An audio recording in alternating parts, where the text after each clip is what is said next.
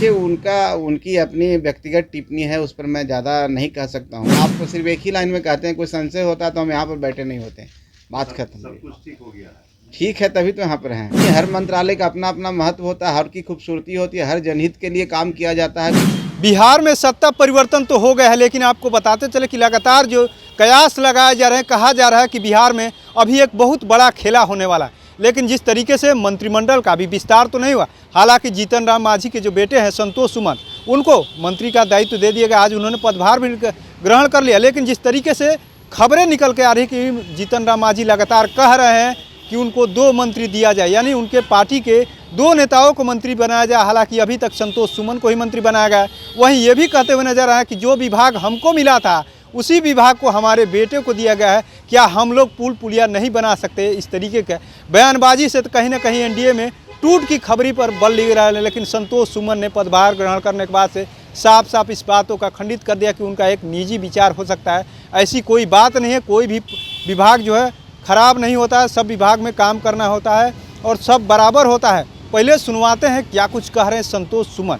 देखिए, उनकी अपनी व्यक्तिगत टिप्पणी है, उस पर मैं ज़्यादा नहीं कह सकता हूँ। लेकिन मेरी जो समझ में आती है, उन्होंने बात कही है कि जो विभाग का दायित्व पहले दी जा चुकी है, उसको अगर हम अच्छा से काम किए हैं तो हम दूसरे विभाग में भी काम कर सकते हैं।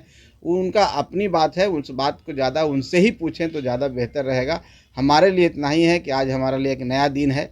इस दिन का शुरुआत हम अच्छे से करना चाहते हैं। जाने वाले हैं गृह मंत्री और अमित शाह से भी मुलाकात होगी। अरे, तो औपचारिकता है। अगर हम दिल्ली जाना चाहते हैं, अगर समय मिलेगा उनसे मिलेंगे तो एक औपचारिकता है, क्योंकि हमारे गठबंधन के नेता हैं और उनसे तो मिलना ही चाहिए हम लोगों को। बाकी ऐसी कोई बात नहीं। 12 तारीख को फ्लोर टेस्ट है, क्या होगा उसमें?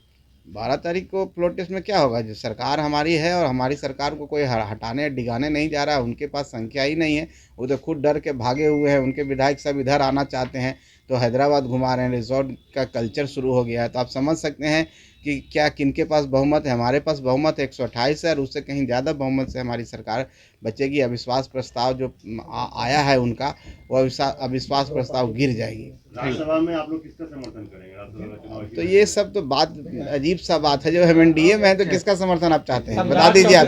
सम्राट चौधरी ने कहा था कि 2 पार्टियों से ही सरकार है। बात करके अब मैं नहीं जानता हूं कि क्या उन्होंने बोला था। जहां तक मेरी बात है, ऐसी बात तो नहीं होनी चाहिए।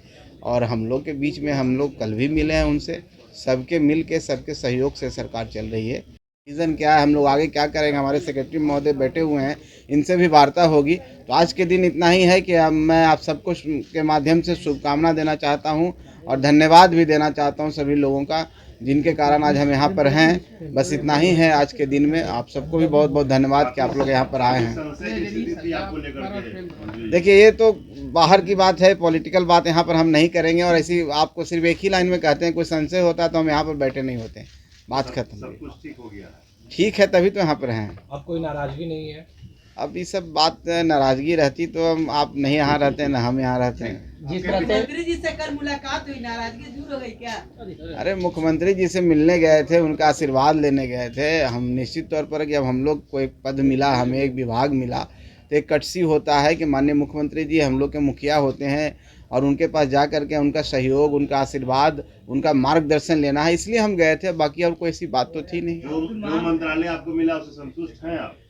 संतुष्टि तो होना ही है। हर मंत्रालय का अपना अपना महत्व होता है, हर की खूबसूरती होती है, हर जनहित के लिए काम किया जाता है। कोई मंत्रालय, किसी एक व्यक्ति को एक ही मंत्रालय मिलेगा और हर मंत्रालय हर कोई को नहीं मिल सकता। लेकिन जहां आपको जो दायित्व मिला है उसका आप कैसे निर्वहन करते हैं, ये आपके ऊपर डिपेंड करता है। हर व्यक्ति से कोई चीज़ जाना जाता है। अगर आपके अंदर क्षमता है तो हर मंत्रालय में आप काम कर सकते हैं। हर मंत्रालय में संभावना होती है। तो इस पर कोई टिप्पणी नहीं है हमारी। हम पूरा काम करेंगे, पूरी क्षमता के अनुसार करेंगे, सबके सहयोग से करेंगे।